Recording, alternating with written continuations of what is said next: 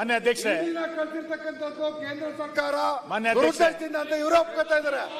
ಅದಕ್ಕೆ ಹೋಗ್ತಾ ಇದ್ದಾರೆ ಇವರು. ಇಡಿ ಸಂಬಂಧಪಟ್ಟಂತೆ ತಂದಿದ್ದಾರೆ.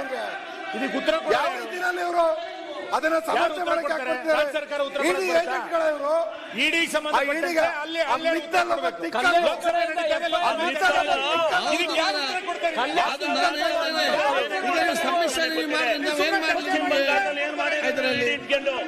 ಇಡಿ ರಾಜ್ಯ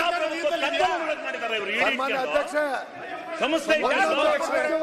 ಈಗ ಇಡಿ ಬಿಟ್ಟು ಸಿಬಿಐ ಬಿಟ್ಟು ಅಲ್ಲ ನೀವು ಮಾತಾಡ್ತಾರೆ. ಈಗ ದೌರ್ಜನ್ಯ ಮಾಡ್ತಕ್ಕಂತ ಕೇಂದ್ರದ ಧೋರಣೆ ಇದೆಯಲ್ಲ ಅದನ್ನ ನೋಡಿ, ಪ್ರತಿಯೊಂದು ಕೂಡ ತಗೊಂಡ್ರೆ ಆಗದ ಮಾತಾಡ್ಲಿ. ಮಾತಾಡಿ ಬಹುಮತದ ಸರ್ಕಾರವನ್ನು ಆಯ್ತಾ? ಸಬ್ಮಿಷನ್ ಆಯ್ತಲ್ಲ?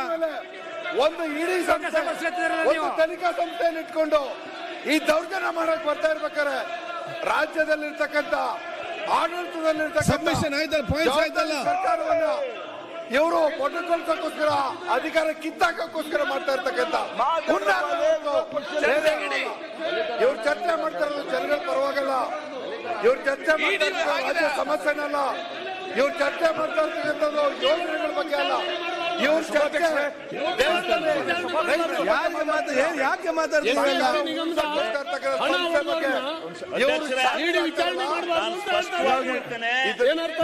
ನಮ್ಮ